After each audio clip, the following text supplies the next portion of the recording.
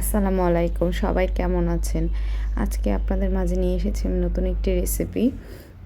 আমি সবার লাস্টে এই রেসিপিটির নাম বলবো। আগে ফুল রেসিপিটি আপনাদের দেখাবো, তারপর নাম বলবো। এখানে বোনলেস চিকেন নিয়েছি। চিকেনে একটু আদা রসুন, হলুদ মরিচের গুঁড়া, একটু সয়া সস, টমেটো সস দিয়ে ভালো করে ম্যারিনেট করে প্রায় আধা ঘন্টা রেখে তারপর এগুলো লাল লাল করে তেলে ভেজে নেব। তারপর আমি এখানে দুধের ইস্ট এবং চিনি গুলিয়ে রেখেছিলাম। এখানে নর্মাল আটার সাথে একটু লবণ দিয়ে তারপর ওই ইস্ট গুলানো দুধটুকুন দিয়ে দেব। একটু তেল ইউজ করব। তেলটা দিয়ে আমি ভালো করে আটাটাকে মথে নিব। আটাটা যত ভালো মথা হবে রুটিগুলো খুব সফট হবে। আমি এখানে রুটিগুলো তেলে ভাজবো না, রুটির মতো করে ছ্যাঁকা দিয়ে নেব। এখানে আমি আধা ঘন্টার মতো আটাটা মথে রেখে দিব। তারপর আটাটা অনেকটা ফুলে উঠবে। তারপরে এখানে আমি কয়টা রুটি বানাবো একটু ভাগ করে নেব। রুটিগুলো অনেক সফট হয়েছে, ইস্টের জন্য রুটিগুলো খুব সফট হয়ে থাকে।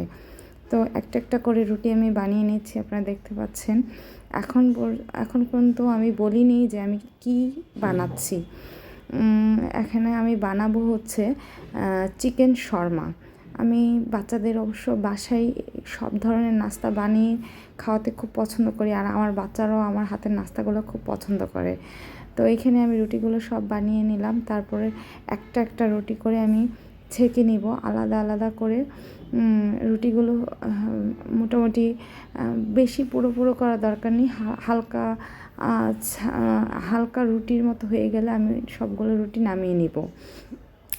তারপর এখানে আমি আমার রুটিগুলো খুব সফট হয়েছে। এখানে ইস্টের কারণে আমি বলেছি রুটিগুলো খুব সফট হয়ে থাকে। এখানে আমার রুটিগুলো ভাজা হয়ে গেল।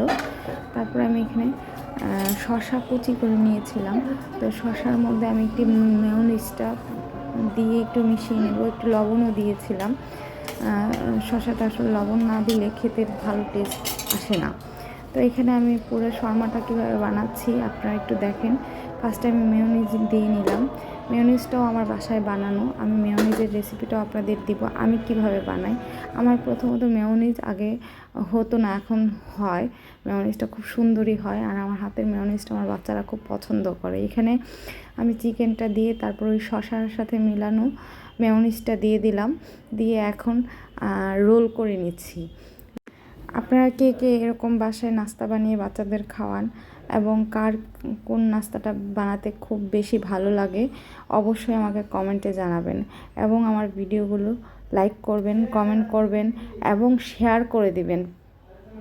আপনারা যদি সাপোর্ট করেন তবেই আমি ভিডিও বানাতে উৎসাহিত হব।